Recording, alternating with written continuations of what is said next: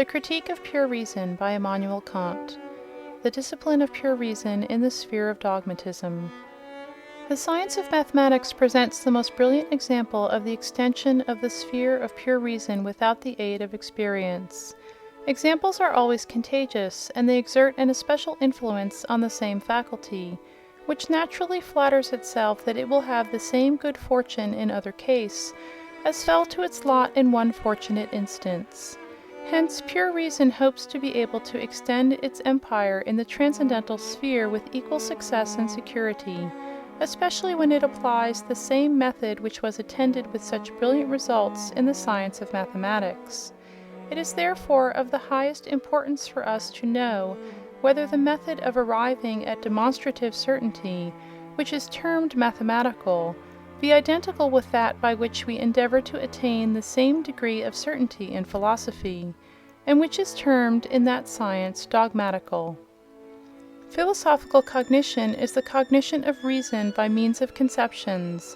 Mathematical cognition is cognition by means of the construction of conceptions.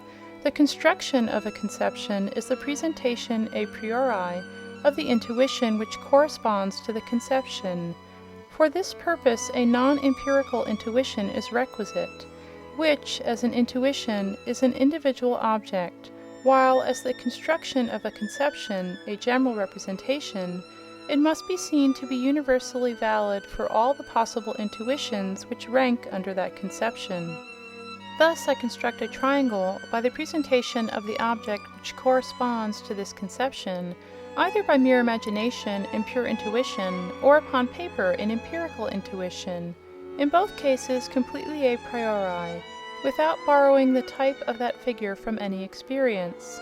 The individual figure drawn upon paper is empirical, but it serves, notwithstanding, to indicate the conception even in its universality, because in this empirical intuition we keep our eye merely on the act of the construction of the conception, and pay no attention to the various modes of determining it, for example, its size, the length of its sides, the size of its angles, these not in the least affecting the essential character of the conception. Philosophical cognition, accordingly, regards the particular only in the general, mathematical the general in the particular, nay, in the individual. This is done, however, entirely a priori and by means of pure reason, so that, as this individual figure is determined under certain universal conditions of construction, the object of the conception to which this individual figure corresponds as its schema must be cogitated as universally determined. The essential difference of these two modes of cognition consists, therefore, in this formal quality. It does not regard the difference of the matter or objects of both. Those thinkers who aim at distinguishing philosophy from mathematics, by asserting that the former has to do with quality merely, and the latter with quantity, have mistaken the effect for the cause. The reason why mathematical cognition can relate only to quantity is to be found in its form alone. For it is the conception of quantities only that is capable of being constructed, that is, presented a priori in intuition, while qualities cannot be given in any other than an empirical intuition. Hence the cognition of qualities by reason is possible only through conceptions. No one can find an intuition which shall correspond to the conception of reality, except in experience. It cannot be presented to the mind a priori, and antecedently to the empirical consciousness of a reality. We can form an intuition by means of the mere conception of it, of a cone, without the aid of experience, but the color of the cone we cannot know except from experience. I cannot present an intuition of a cause, except in an example which experience offers to me. Besides, philosophy as well as mathematics treats of quantities, as, for example, of totality, infinity, and so on. Mathematics, too, treats of the difference of lines and surfaces, as spaces of different quality, of the continuity of extension, as a quality thereof. But although in such cases they have a common object, the mode in which reason considers that object is very different in philosophy from what it is in mathematics. The former confines itself to the general conceptions. The latter can do nothing with a mere conception. It hastens to intuition. In this intuition it regards the conception in concreto, not empirically, but in an a priori intuition, which it has constructed, and in which all the results which follow from the general conditions of the construction of the conception are in all cases valid for the object of the constructed conception. Suppose that the conception of a triangle is given to a philosopher and that he is required to discover by the philosophical method what relation the sum of its angles bears to a right angle. He has nothing before him but the conception of a figure enclosed within 3 right lines, and consequently with the same number of angles. He may analyze the conception of a right line, or of the number 3 as long as he pleases, but he will not discover any properties not contained in these conceptions. But if this question is proposed to a geometrician, he at once begins by constructing a triangle. He knows that 2 right angles are equal to the sum of all the contiguous angles which proceed from one point in a straight line, and he goes on to produce one side of his triangle, thus forming 2 adjacent angles which are together equal to 2 right angles. He then divides the exterior of these angles by drawing a line parallel with the opposite side of the triangle, and immediately perceives that he has thus got an exterior adjacent angle which is equal to the interior.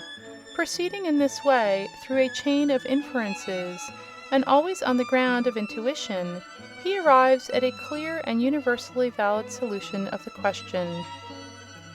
But mathematics does not confine itself to the construction of quantities, quanta, as in the case of geometry. It occupies itself with pure quantity also, quantitas, as in the case of algebra, where complete abstraction is made of the properties of the object indicated by the conception of quantity. In algebra, a certain method of notation by signs is adopted, and these indicate the different possible constructions of quantities, the extraction of roots, and so on. After having thus denoted the general conception of quantities, according to their different relations, the different operations by which quantity or number is increased or diminished are presented in intuition in accordance with general rules. Thus, when one quantity is to be divided by another, the signs which denote both are placed in the form peculiar to the operation of division. And thus algebra, by means of a symbolical construction of quantity, just as geometry, with its ostensive or geometrical construction, a construction of the objects themselves, arrives at results which discursive cognition cannot hope to reach by the aid of mere conceptions. Now what is the cause of this difference in the fortune of the philosopher and the mathematician, the former of whom follows the path of conceptions, while the latter pursues that of intuitions, which he represents a priori in correspondence with his conceptions? The cause is evident from what has been already demonstrated in the introduction to this critique. We do not, in the present case, want to discover analytical propositions, which may be produced merely by analyzing our conceptions, for in this the philosopher would have the advantage over his rival. We aim at the discovery of synthetical propositions, such synthetical propositions, moreover, as can be cognized a priori. I must not confine myself to that which I actually cogitate in my conception of a triangle, for this is nothing more than the mere definition. I must try to go beyond that, and to arrive at properties which are not contained in, although they belong to, the conception.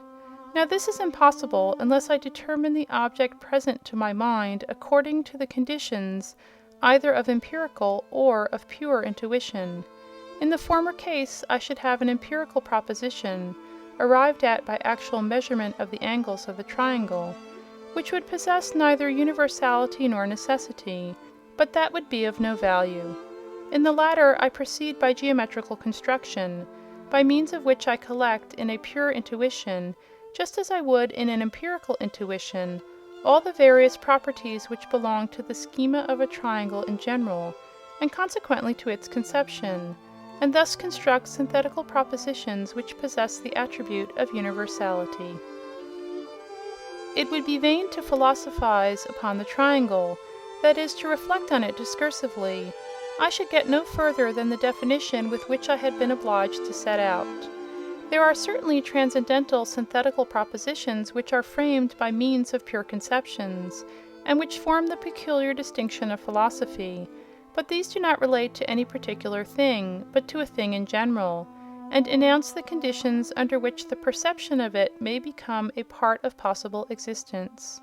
But the science of mathematics has nothing to do with such questions, nor with the question of existence in any fashion. It is concerned merely with the properties of objects in themselves, only in so far as these are connected with the conception of the objects. In the above example, we merely attempted to show the great difference which exists between the discursive employment of reason in the sphere of conceptions and its intuitive exercise by means of the construction of conceptions. The question naturally arises: what is the cause which necessitates this twofold exercise of reason, and how are we to discover whether it is the philosophical or the mathematical method which reason is pursuing in an argument? All our knowledge relates, finally, to possible intuitions, for it is these alone that present objects to the mind. An a priori or non-empirical conception contains either a pure intuition, and in this case it can be constructed, or it contains nothing but the synthesis of possible intuitions, which are not given a priori. In this latter case, it may help us to form synthetical a priori judgments, but only in the discursive method, by conceptions, not in the intuitive, by means of the construction of conceptions. The only a priori intuition is that of the pure form of phenomena, space and time. A conception of space and time as quanta may be presented a priori in intuition, that is, constructed either alone with their quality, figure, or as pure quantity, the mere synthesis of the homogeneous, by means of number. But the matter of phenomena, by which things are given in space and time, can be presented only in perception, a posteriori. The only conception which represents a priori this empirical content of phenomena is the conception of a thing in general, and the a priori synthetical cognition of this conception can give us nothing more than the rule for the synthesis of that which may be contained in the corresponding a posteriori perception. It is utterly inadequate to present an a priori intuition of the real object, which must necessarily be empirical. Synthetical propositions which relate to things in general, an a priori intuition of which is impossible, are transcendental. For this reason, transcendental propositions cannot be framed by means of the construction of conceptions. They are a priori, and based entirely on conceptions themselves.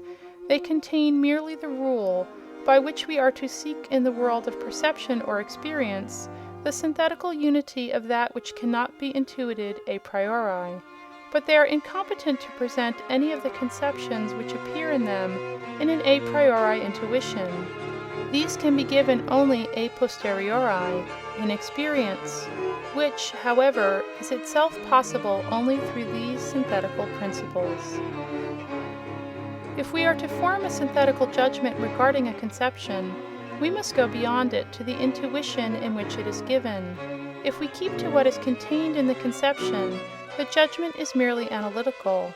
It is merely an explanation of what we have cogitated in the conception. But I can pass from the conception to the pure or empirical intuition which corresponds to it. I can proceed to examine my conception in concreto, and to cognize, either a priori or a posteriori, what I find in the object of the conception. The former, a priori cognition, is rational mathematical cognition by means of the construction of the conception. The latter, a posteriori cognition, is purely empirical cognition, which does not possess the attributes of necessity and universality. Thus I may analyze the conception I have of gold, but I gain no new information from this analysis. I merely enumerate the different properties which I had connected with the notion indicated by the word.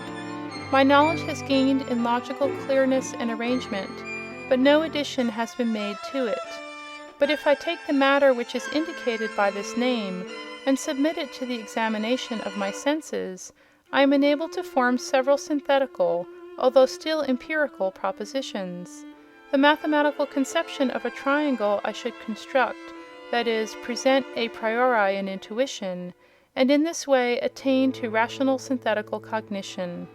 But when the transcendental conception of reality or substance or power is presented to my mind, I find that it does not relate to or indicate either an empirical or pure intuition, but that it indicates merely the synthesis of empirical intuitions, which cannot, of course, be given a priori. The synthesis in such a conception cannot proceed a priori, without the aid of experience, to the intuition which corresponds to the conception, and, for this reason, none of these conceptions can produce a determinative synthetical proposition. They can never present more than a principle of the synthesis of possible empirical intuitions. Note 75. In the case of the conception of cause, I do really go beyond the empirical conception of an event, but not to the intuition which presents this conception in concreto, but only to the time conditions which may be found in experience to correspond to the conception. My procedure is, therefore, strictly according to conceptions. I cannot, in a case of this kind, employ the construction of conceptions, because the conception is merely a rule for the synthesis of perceptions, which are not pure intuitions, and which, therefore, cannot be given a priori. End of note 75. A transcendental proposition is, therefore, a synthetical cognition of reason by means of pure conceptions and the discursive method, and it renders possible all synthetical unity in empirical cognition, though it cannot present us with any intuition a priori. There is thus a twofold exercise of reason. Both modes have the properties of universality and an a priori origin in common, but are, in their procedure, of widely different character. The reason of this is that in the world of phenomena, in which alone objects are presented to our minds, there are two main elements, the form of intuition, space and time, which can be cognized and determined completely a priori, and the matter of content, that which is presented in space and time, and which, consequently, contains a something, an existence corresponding to our powers of sensation. As regards the latter, which can never be given in a determinate mode except by experience, there are no a priori notions which relate to it, except the undetermined conceptions of the synthesis of possible sensations, insofar as these belong, in a possible experience, to the unity of consciousness. As regards the former, we can determine our conceptions a priori in intuition, inasmuch we are ourselves the creators of the objects of the conceptions in space and time, these objects being regarded simply as quanta. In the one case, reason proceeds according to conceptions and can do nothing more than subject phenomena to these, which can only be determined empirically, that is, a posteriori, in conformity, however, with those conceptions as the rules of all empirical synthesis. In the other case, reason proceeds by the construction of conceptions, and, as these conceptions relate to an a priori intuition, they may be given and determined in pure intuition a priori, and without the aid of empirical data. The examination and consideration of everything that exists in space or time, whether it is a quantum or not, in how far the particular something which fills space or time is a primary substratum or a mere determination of some other existence, whether it relates to anything else, either as cause or effect, whether its existence is isolated or in reciprocal connection with and dependence upon others, the possibility of this existence, its reality and necessity or opposites, all these form part of the cognition of reason on the ground of conceptions, and this cognition is termed philosophical. But to determine a priori an intuition in space, its figure, to divide time into periods, or merely to cognize the quantity of an intuition in space and time, and to determine it by number, all this is an operation of reason by means of the construction of conceptions, and is called mathematical. The success which attends the efforts of reason in the sphere of mathematics naturally fosters the expectation that the same good fortune will be its lot, if it applies the mathematical method in other regions of mental endeavor besides that of quantities. Its success is thus great, because it can support all its conceptions by a priori intuitions, and in this way make itself a master, as it were, over nature, while pure philosophy, with its a priori discursive conceptions, bungles about in the world of nature, and cannot accredit or show any a priori evidence of the reality of these conceptions. Masters in the science of mathematics are confident of the success of this method. Indeed, it is a common persuasion that it is capable of being applied to any subject of human thought. They have hardly ever reflected or philosophized on their favorite science, a task of great difficulty, and the specific difference between the two modes of employing the faculty of reason has never entered their thoughts. Rules current in the field of common experience, and which common sense stamps everywhere with its approval, are regarded by them as axiomatic. From what source the conceptions of space and time, with which, as the only primitive quanta they have to deal, enter their minds, is a question which they do not trouble themselves to answer, and they think it just as unnecessary to examine into the origin of the pure conceptions of the understanding and the extent of their validity. All they have to do with them is to employ them. In all this they are perfectly right, if they do not overstep the limits of the sphere of nature. But they pass unconsciously from the world of sense to the insecure ground of pure transcendental conceptions, instabilis tellus, inabilis unda, where they can neither stand nor swim, and where the tracks of their footsteps are obliterated by time, while the march of mathematics is pursued on a broad and magnificent highway, which the latest posterity shall frequent without fear of danger or impediment. As we have taken upon us the task of determining clearly and certainly the limits of pure reason in the sphere of transcendentalism, and as the efforts of reason in this direction are persisted in, even after the plainest and most expressive warnings, hope still beckoning us past the limits of experience into the splendors of the intellectual world, it becomes necessary to cut away the last anchor of this fallacious and fantastic hope. We shall accordingly show that the mathematical method is unattended in the sphere of philosophy by the least advantage, except perhaps that it more plainly exhibits its own inadequacy, that geometry and philosophy are two quite different things, although they go hand in the field of natural science, and consequently that the procedure of the one can never be imitated by the other. The evidence of mathematics rests upon definitions, axioms, and demonstrations.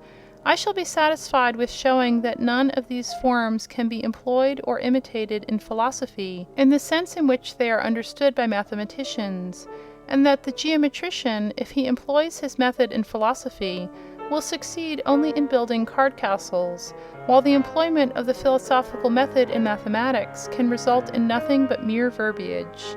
The essential business of philosophy, indeed, is to mark out the limits of the science, and even the mathematician, unless his talent is naturally circumscribed and limited to this particular department of knowledge, cannot turn a deaf ear to the warnings of philosophy, or set himself above its direction.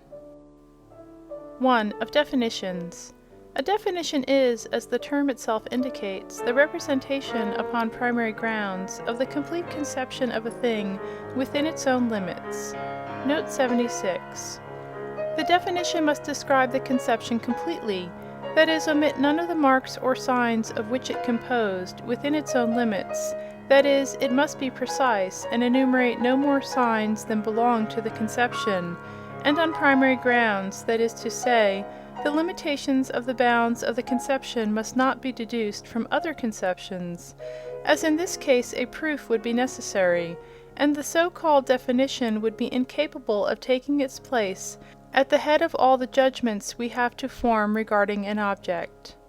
End of note 76. Accordingly, an empirical conception cannot be defined, it can only be explained. For, as there are in such a conception only a certain number of marks or signs, which denote a certain class of sensuous objects, we can never be sure that we do not cogitate under the word which indicates the same object, at one time a greater, at another a smaller number of signs.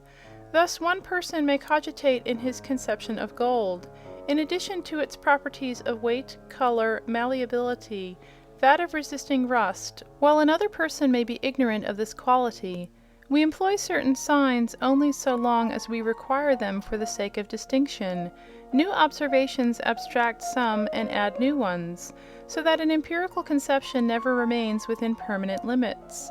It is, in fact, useless to define a conception of this kind. If, for example, we are speaking of water and its properties, we do not stop at what we actually think by the word water, but proceed to observation and experiment, and the word, with the few signs attached to it, is more properly a designation than a conception of the thing. A definition in this case would evidently be nothing more than a determination of the word. In the second place, no a priori conception, such as those of substance, cause, right, fitness, and so on, can be defined. For I can never be sure that the clear representation of a given conception, which is given in a confused state, has been fully developed until I know that the representation is adequate with its object.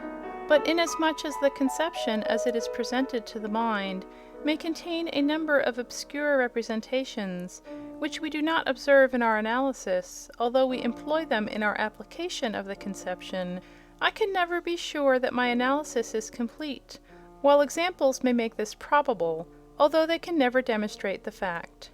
Instead of the word definition, I should rather employ the term exposition, a more modest expression which the critic may accept without surrendering his doubts as to the completeness of the analysis of any such conception. As, therefore, neither empirical nor a priori conceptions are capable of definition, we have to see whether the only other kind of conceptions, arbitrary conceptions, can be subjected to this mental operation. Such a conception can always be defined, for I must know thoroughly what I wish to cogitate in it, as it was I who created it, and it was not given to my mind either by the nature of my understanding or by experience. At the same time, I cannot say that by such a definition I have defined a real object. If the conception is based upon empirical conditions, if, for example, I have a conception of a clock for a ship, this arbitrary conception does not assure me of the existence or even of the possibility of the object. My definition of such a conception would, with more propriety, be termed a declaration of a project than a definition of an object. There are no other conceptions which can bear definition, except those which contain an arbitrary synthesis, which can be constructed a priori. Consequently, the science of mathematics alone possesses definitions. For the object here, thought is presented a priori in intuition, and thus it can never contain more or less than the conception, because the conception of the object has been given by the definition, and primarily, that is, without deriving the definition from any other source. Philosophical definitions are, therefore, merely expositions of given conceptions, while mathematical definitions are constructions of conceptions originally formed by the mind itself. The former are produced by analysis, the completeness of which is never demonstratively certain, the latter by a synthesis. In a mathematical definition, the conception is formed; in a philosophical definition, it is only explained. From this it follows: A. That we must not imitate in philosophy the mathematical usage of commencing with definitions, except by way of hypothesis or experiment. For, as all so-called philosophical definitions are merely analyses of given conceptions, these conceptions, although only in a confused form, must precede the analysis, and the incomplete exposition must precede the complete, so that we may be able to draw certain inferences from the characteristics which an incomplete analysis has enabled us to discover, before we attain to the complete exposition or definition of the conception. In one word, a full and clear definition ought, in philosophy, rather to form the conclusion than the commencement of our labors. Note 77. Philosophy abounds in faulty definitions, especially such as contain some of the elements requisite to form a complete definition. If a conception could not be employed in reasoning before it had been defined, it would fare ill with all philosophical thought. but as incompletely defined conceptions may always be employed without detriment to truth, so far as our analysis of the elements contained in them proceeds, imperfect definitions, that is, propositions which are properly not definitions, but merely approximations thereto, may be used with great advantage. In mathematics, definition belongs ad esse; in philosophy, ad melius esse. It is a difficult task to construct a proper definition. Jurists are still without a complete definition of the idea of right. End of note 77. In mathematics, on the contrary, we cannot have a conception prior to the definition. It is the definition which gives us the conception, and it must for this reason form the commencement of every chain of mathematical reasoning. B. Mathematical definitions cannot be erroneous, for the conception is given only in and through the definition, and thus it contains only what has been cogitated in the definition.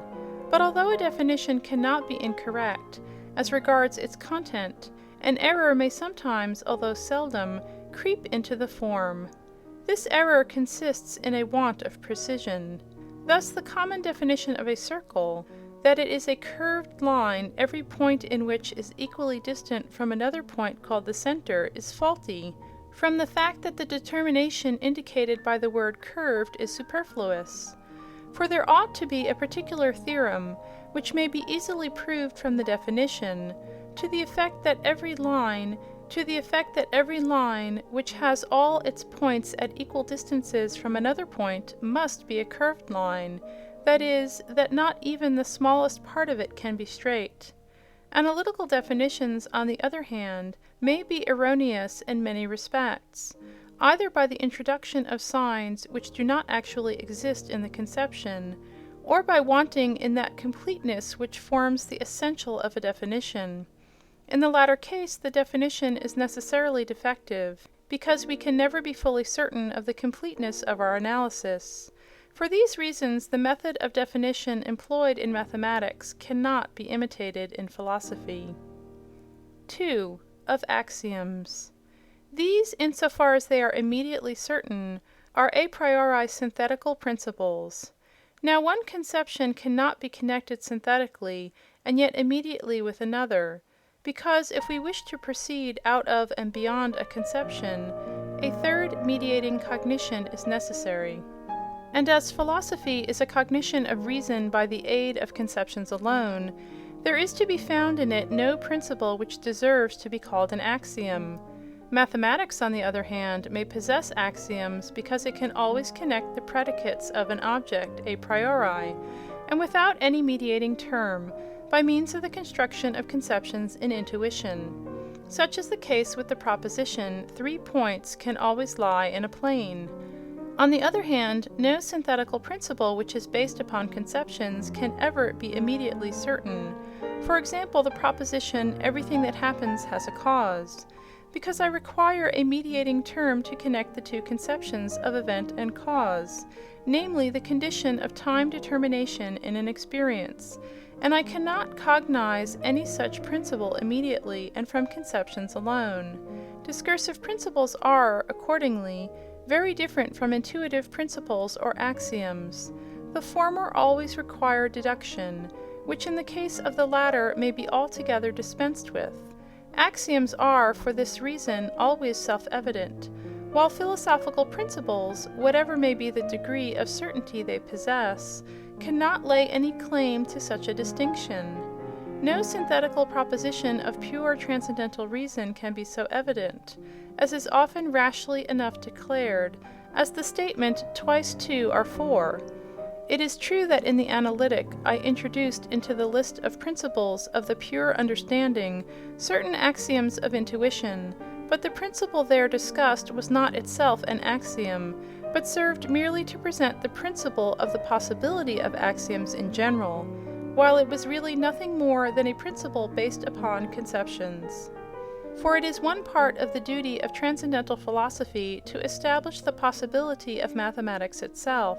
Philosophy possesses, then, no axioms, and has no right to impose its a priori principles upon thought. until it has established their authority and validity by a thoroughgoing deduction. 3. Of demonstrations. Only an apodeictic proof, based upon intuition, can be termed a demonstration. Experience teaches us what is, but it cannot convince us that it might not have been otherwise. Hence a proof upon empirical grounds cannot be apodeictic. A priori conceptions in discursive cognition can never produce intuitive certainty or evidence, however certain the judgment they present may be. Mathematics alone, therefore, contains demonstrations, because it does not deduce its cognition from conceptions, but from the construction of conceptions, that is, from intuition, which can be given a priori in accordance with conceptions. The method of algebra in equations, from which the correct answer is deduced by reduction, is a kind of construction, not geometrical, but by symbols, in which all conceptions, especially those of the relations of quantities, are represented in intuition by signs, and thus the conclusions in that science are secured from errors by the fact that every proof is submitted to ocular evidence. Philosophical cognition does not possess this advantage, it being required to consider the general always in abstracto, by means of conceptions, while mathematics can always consider it in concreto, in an individual intuition, and at the same time by means of an a priori representation, whereby all errors are rendered manifest to the senses. The former, discursive proofs, ought to be termed acroamatic proofs, rather than demonstrations, as only words are employed in them, while demonstrations proper, as the term itself indicates, always require a reference to the intuition of the object. It follows from all these considerations that it is not consonant with the nature of philosophy, especially in the sphere of pure reason, to employ the dogmatical method, and to adorn itself with the titles and insignia of mathematical science. It does not belong to that order, and can only hope for a fraternal union with that science.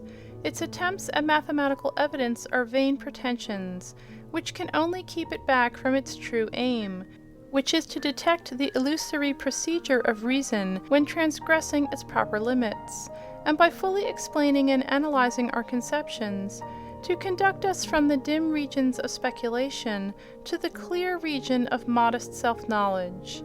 Reason must not, therefore, in its transcendental endeavors, look forward with such confidence, as if the path it is pursuing led straight to its aim, nor reckon with such security upon its premises, as to consider it unnecessary to take a step back, or to keep a strict watch for errors, which, overlooked in the principles, may be detected in the arguments themselves, in which case it may be requisite either to determine these principles with greater strictness, or to change them entirely.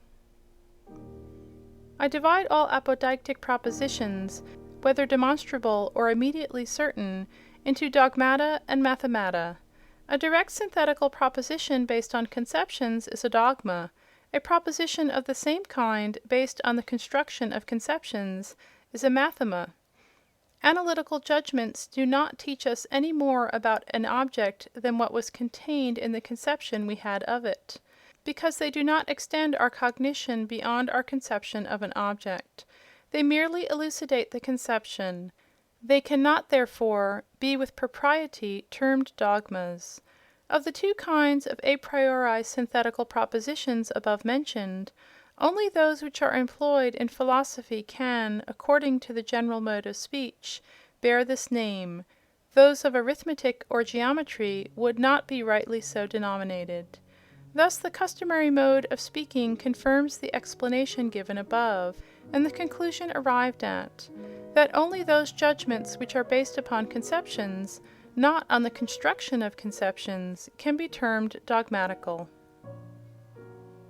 Thus, pure reason in the sphere of speculation does not contain a single direct synthetical judgment, based upon conceptions. By means of ideas it is, as we have shown, incapable of producing synthetical judgments, which are objectively valid. By means of the conceptions of the understanding, It establishes certain indubitable principles, not, however, directly on the basis of conceptions, but only indirectly by means of the relation of these conceptions to something of a purely contingent nature, namely, possible experience. When experience is presupposed, these principles are apodictically certain, but in themselves and directly they cannot even be cognized a priori. Thus the given conceptions of cause and event will not be sufficient for the demonstration of the proposition. Every event has a cause. For this reason it is not a dogma, although from another point of view, that of experience, it is capable of being proved to demonstration. The proper term for such a proposition is principle, and not theorem, although it does require to be proved, because it possesses the remarkable peculiarity of being the condition of the possibility of its own ground of proof, that is, experience, and of forming a necessary presupposition in all empirical observation. If, then, in the speculative sphere of pure reason, no dogmata are to be found, all dogmatical methods, whether borrowed from mathematics or invented by philosophical thinkers, are alike inappropriate and inefficient. They only serve to conceal errors and fallacies, and to deceive philosophy, whose duty it is to see that reason pursues a safe and straight path. A philosophical method may, however, be systematical, for our reason is, subjectively considered, itself a system, and in the sphere of mere conceptions, a system of investigation according to principles of unity, the material being supplied by experience alone. But this is not the proper place for discussing the peculiar method of transcendental philosophy, as our present task is simply to examine whether our faculties are capable of erecting an edifice on the basis of pure reason, and how far they may proceed with the materials at their command.